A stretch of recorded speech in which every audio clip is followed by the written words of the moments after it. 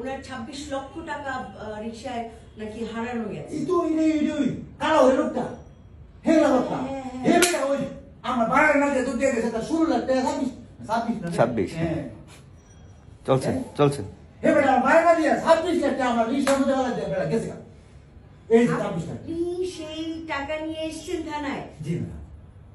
আরে আপনি তো ভয়ঙ্কর লেভেলের অনেস্ট লোক, আপনি এই টাকা তো মেরেও দিতে পারতেন, আপনি এই টাকা নিয়ে এসেছেন।